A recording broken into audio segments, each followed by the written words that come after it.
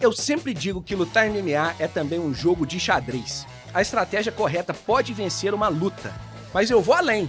Um lutador capaz de entender a luta à medida que ela está acontecendo se tornará um lutador extraordinário. Caio Borralho tem essa capacidade. E somado a isso, uma equipe extremamente inteligente por trás desse trabalho, que o está transformando em um lutador completo e com muitas armas disponíveis.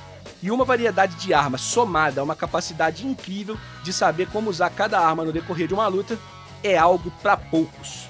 No vídeo de hoje falaremos sobre a luta do Caio Borralho no UFC São Paulo contra o Abus Magomedov. Vem comigo!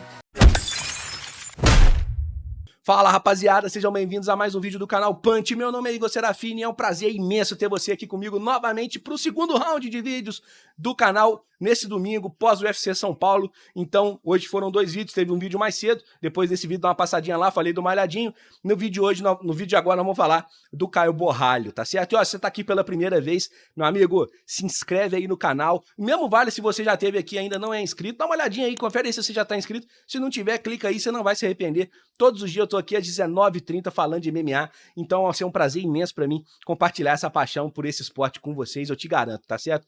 Ter vocês aqui é indispensável. Mas vamos pro vídeo. Bom, o Caio para essa luta teve uma troca de última hora de adversário, né? Teve uma maracutaiazinha ali do empresário do russo Abus Magomedov. O próprio Caio acusou o empresário de ter feito esse esquema que foi o seguinte: o adversário do Caio Borralho era o Nursulton Ruziboev, que é do mesmo empresário do Abus Magomedov.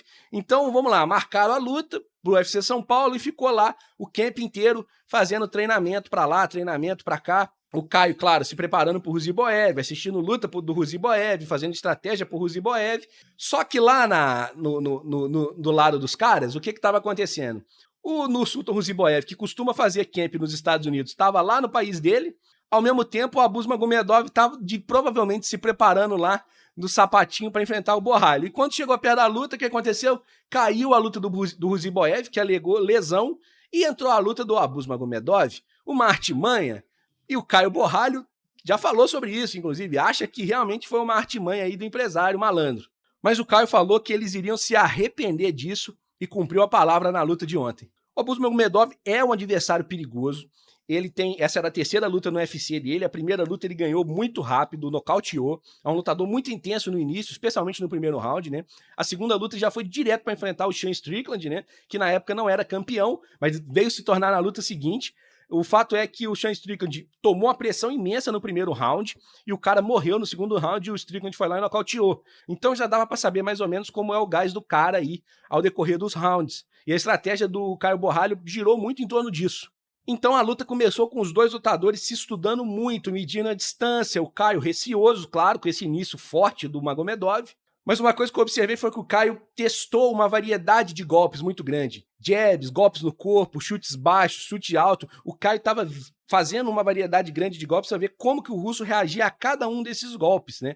E isso faz parte da inteligência. O Caio é muito inteligente lutando, porque à medida que o Caio encontrasse o golpe mais eficiente, ele ia começar a impor esse golpe durante a luta. O Abus Magomedov, claro, deu uma segurada, eu acho que ele aprendeu um pouco com a lição da luta do Strickland, mas não foi o suficiente, porque o Caio foi andando para trás, mantendo a distância, e o Magomedov foi dominando o centro do cage e andando para frente, colocando o Caio sob pressão, tentando prender o Caio na grade. Mas o Caio estava muito liso, saindo pelas laterais, mantendo a distância, e o russo correndo atrás dele, correndo atrás dele, correndo atrás dele. E aí começou a pesar o preparo físico do Caio, que é muito mais atlético, o Caio não cansa fácil, e o russo já começou a demonstrar sinais de cansaço ainda no primeiro round. Na metade para frente do round, o Caio tentou uma entrada de queda, que faz parte, na minha opinião, a entrada de queda foi defendida pelo russo, mas eu acho que o objetivo dessa entrada de queda é muito daquilo de testar os golpes, né? Ele queria tentar uma queda, ver como o russo reagiria a uma queda, e ao mesmo tempo, claro, colocar uma pulga atrás da orelha do russo, de que a luta de chão é uma possibilidade, então o russo teria que estar atento o tempo todo para defender essa queda. Então foi mais uma entrada estratégica do que, claro, se ele derrubasse, ótimo, né? Mas era muito mais uma maneira de colocar dúvidas ali na cabeça do russo, né? Para ele não saber o que viria pela frente, do que necessariamente uma tentativa efetiva de derrubar o cara. Na parte final do round, o russo acertou um dedo no olho fortíssimo no Caio. Olha, eu vou te falar, na hora que pegou, eu achei estranho. Achei até que a luta não fosse continuar, mas o Caio acabou indo, continuou de boa, tava ali piscando um pouco o olho, acho que devia estar arranhando, né? Mas seguiu firme na luta e, pelo desempenho dele, parece não ter afetado tanto. O primeiro round foi bastante equilibrado, mas eu vi vitória do russo por uma margem apertada, porque no round em que as valências de golpes assim são tão equilibradas, eu acho que quem tem a postura ofensiva e o controle do octógono acaba tendo ali o benefício da vitória no round. Eu acho que foi bem o caso ali do russo nesse round, né? O russo tomou mais a iniciativa, mas a que preço ele ganhou esse round, né? Teve um preço alto. Como eu disse, ele foi cansando ao longo do round e ele já parecia razoavelmente cansado no final do primeiro round. E aí o jogo do Caio estava preparado aí para entrar em ação. No segundo round, o Caio voltou com low kicks fortíssimos. Eu acho que de todos os golpes que ele testou, ele viu que o low kick era uma alternativa importante. E o russo já cansando, pioraria a situação da movimentação dele, né? Então vários low kicks fortes do Caio.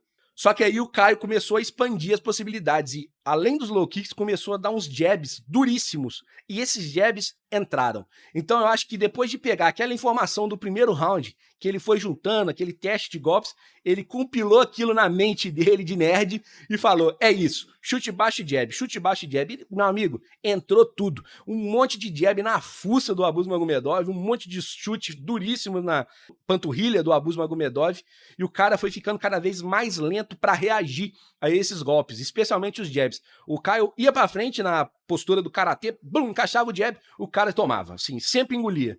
O Caio chegou a abrir um corte no rosto no rosto do russo e já ficou muito claro ali o caminho para a vitória nessa luta, ainda que fosse por pontos. O Caio, inclusive, não tem muito problema com isso, não. E claro que ele quer finalizar as lutas, mas se não der, meu amigo, paciência, o importante é a vitória.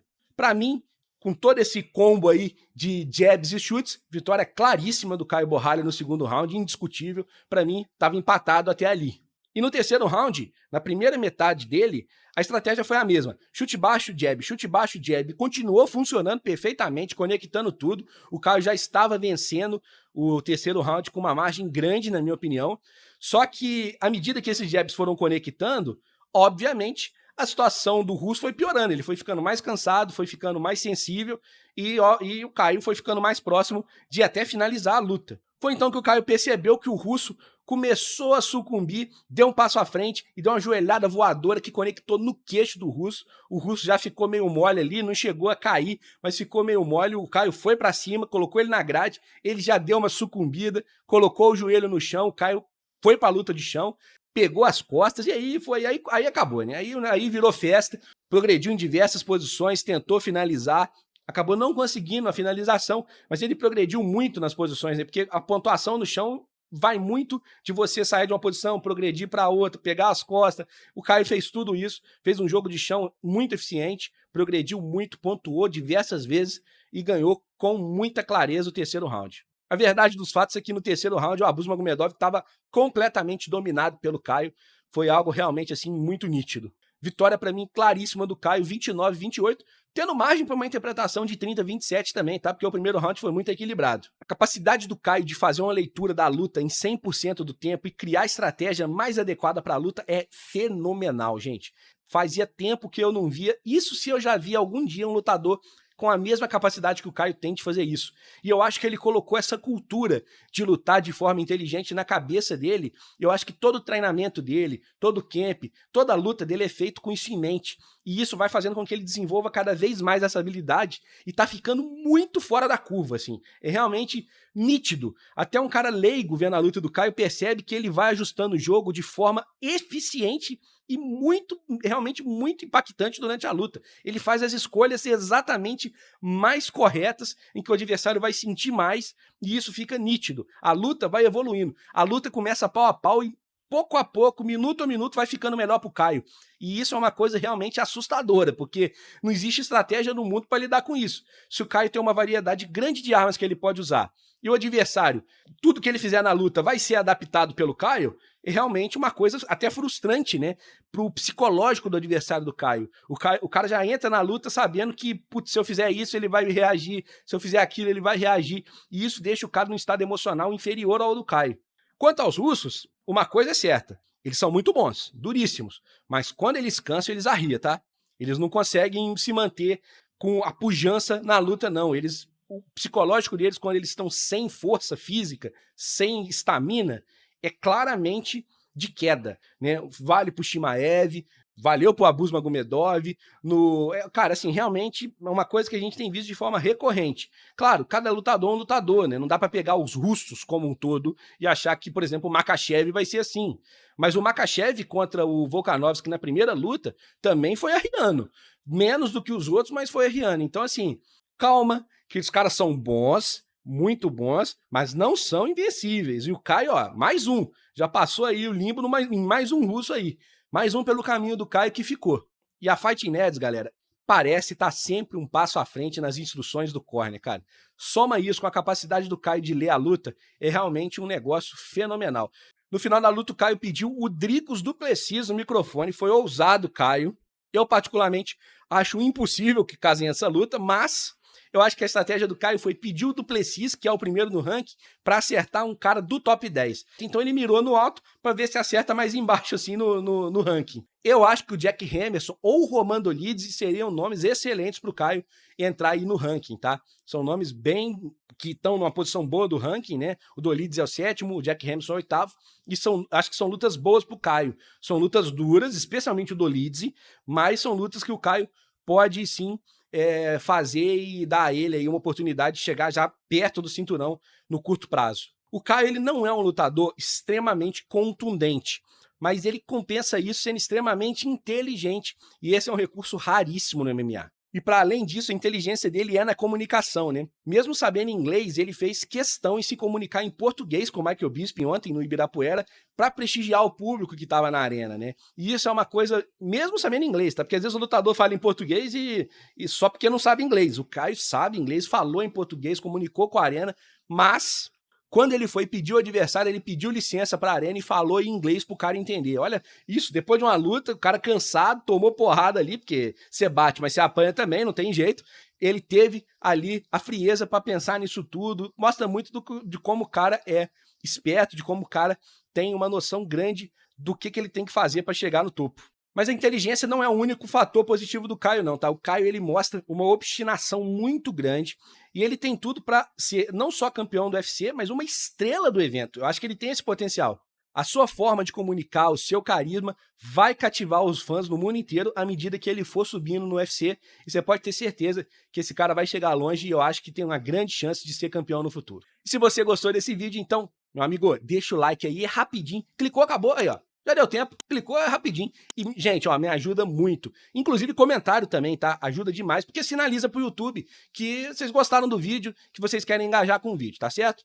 E no vídeo aqui do lado eu falei a história de vida do Caio Borralho, fiz um vídeo dedicado a isso, desde a infância dele até agora. Então, se você tiver interesse, pode clicar aí que você não vai se arrepender, o vídeo tá muito bom, foi muito bem feito, deu trabalho, pesquisa, mas ó, muito bom, você não vai se arrepender não, tá certo? Até amanhã às 19h30, valeu, fui!